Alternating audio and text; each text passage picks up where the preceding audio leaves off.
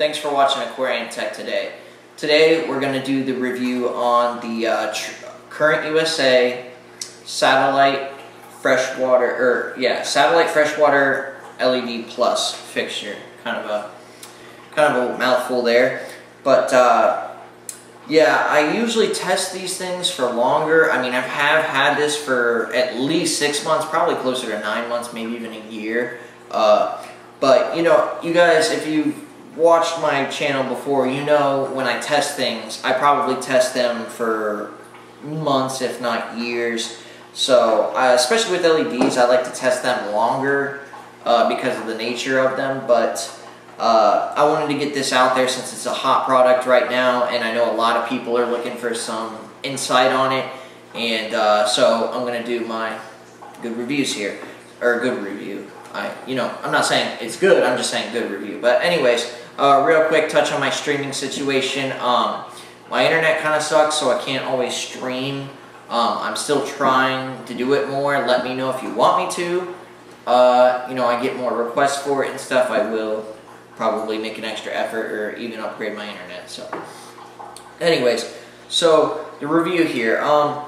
This fixture right now is pretty popular because it's cheap and it's packed full of features. But we're going to talk about those. So let's go ahead and start from the outside in. Well, actually, before we even get to that, let me talk about the LEDs, the diodes, for a second. Especially with these cheaper LEDs and with the ones that are supposed to be for fresh and salt water, generally the color temperature isn't quite right, or there's something not quite right with the LEDs to where it'll actually grow more algae.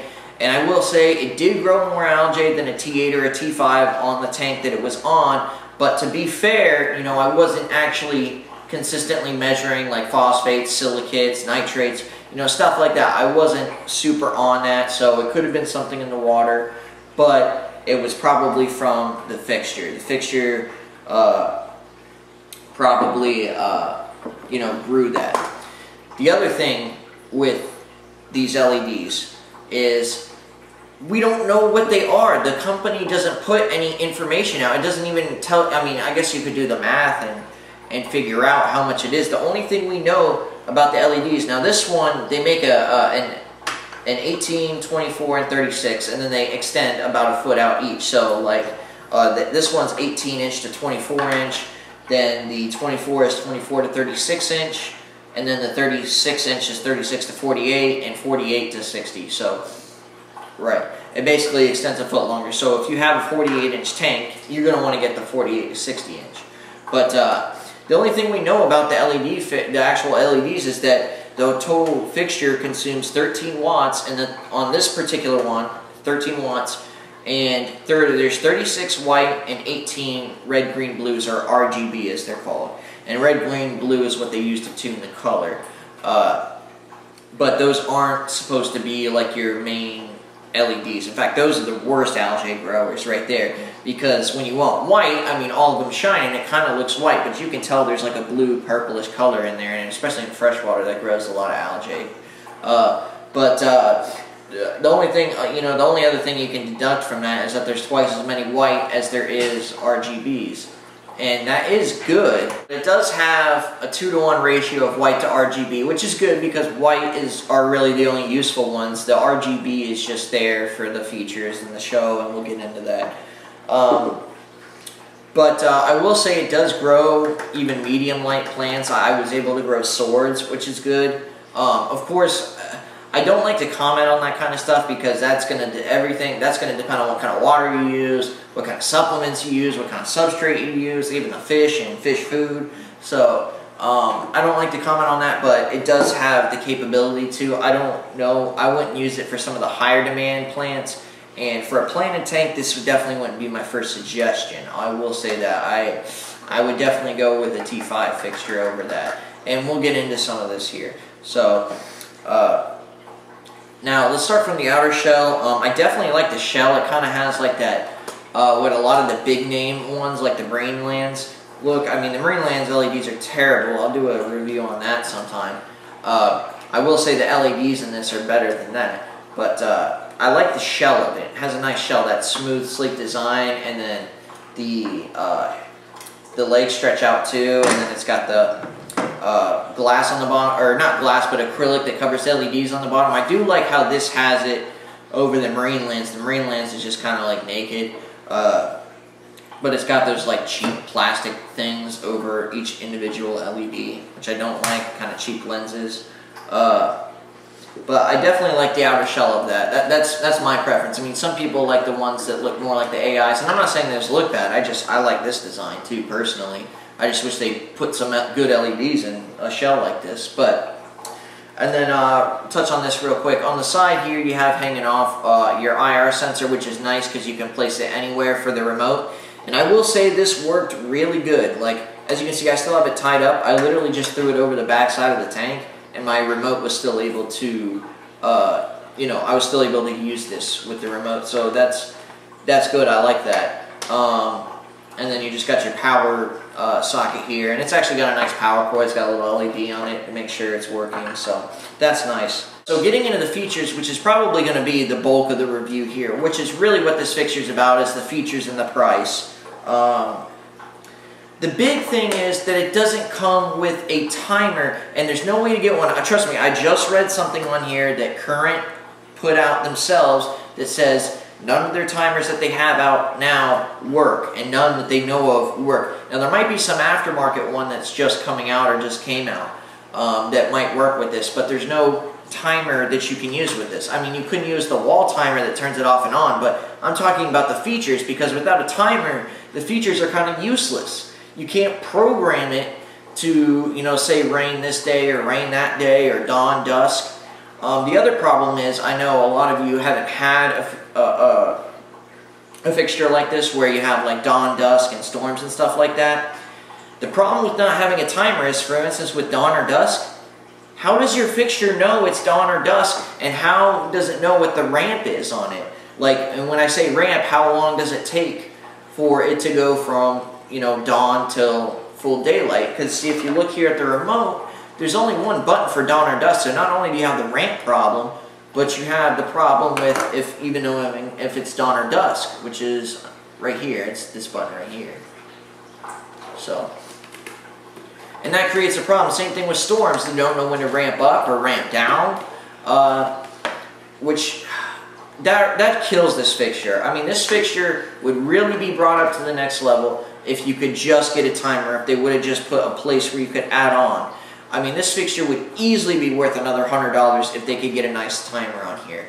It's really a damn shame that they didn't. Or at least make it so it's an expansion. I know they're trying to keep it as cheap as possible, but that's what I'm saying. They should either have it as an expansion, or they should have it, you know, to where you can buy that model, you know, for a little more money that comes with a timer. And that really just takes away from the fixture. It really just diminishes the value of that to me. So to me, now it's basically just an RGB LED fixture. I mean, it's got the white. I can, you know, use it on a small tank. And that's the other thing. I tested this on a small tank. I forgot to mention before. I tested on a small tank. So with bigger tanks, I'm not sure how well it's going to do with plants, because I don't even really know if those are real lenses on the LEDs. I think it's just kind of the LEDs in there, and just it just lights up. So for deeper and bigger tanks, you're probably going to have much more of a problem with growing than I did, because I was just using, what did I use, a 20-gallon high. It was not a 20-gallon high, but that's still not a big tank. So, but anyways, back to the features here.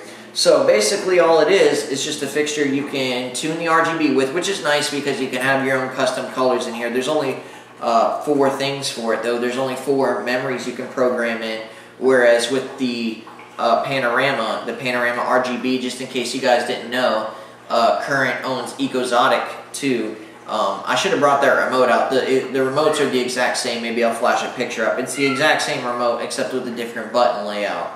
But that one has a ton of memory in it. There's like, I think there's at least like 9 different memory slots, where in this there's only 4. but it's nice that you can control the whites and, you know, the red, the green, and the blue, so you can create your own custom colors. But again, it's more of a novelty, just like really all the features on this are. It's just a novelty. It's not really there for any functional purpose. I mean, I guess if you set an alarm clock for yourself when to pick this up and put on the storms and stuff, you could maybe make it work. But again, you don't have the ramp and stuff. I mean, the reason we do this stuff is, like, for instance, some fish use it for spawning behavior. Same thing with, you know, like plants and corals. You know, sometimes that helps them either grow or spawn or just be, you know, healthier. And I can't really say anything about the moon modes either. I'm not really impressed, but it's just, I mean, really, you just turn on the white LEDs and turn it down. That's not a big deal. The cloud cover, I wish they had put more of a variation in there. There's actually 5 buttons on here for cloud cover, but they're all about the same. It's just the color temperature that varies, but I don't understand why they don't put more of a difference in between, you know, how much cloud cover there is. There's like one that has a lot, and there's another that has not a lot, but they could have done a lot better. And then the thunderstorms. Okay, they completely screwed up on this. The only time basically when you turn the thunderstorm on, the only thing that happens is you get moonlights and then your white lights flash. I don't understand why they couldn't have done this with, you know, at nighttime and daylight. Like, I don't, you have like 3 options for thunderstorm, and all of them, it will automatically basically put the moonlight on and then do the lightning. Because there's different channels in here. They could have had the whites on and then used the RGB for lightning, or they could have done the opposite, used the RGB for light and then used the white for lightning. So they had the option to do it, they just didn't do it. So even without the timer, the modes are not very good. So, but at least with the timer, you probably would have had some way to program it. So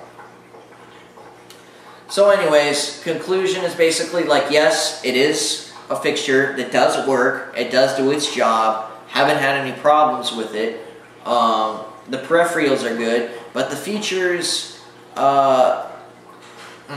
you're looking at this, don't buy it for the features. You're not, they suck. That's really, to sum it up, they suck. Didn't want to say that, but they do. But if you just need something to just put over your tank, something that's cheap and you want LEDs, this could be the fixture for you, but there's definitely better choices out there, and I'll probably post a review on one of them very soon. Anyways, if you have any questions, feel free to let me know.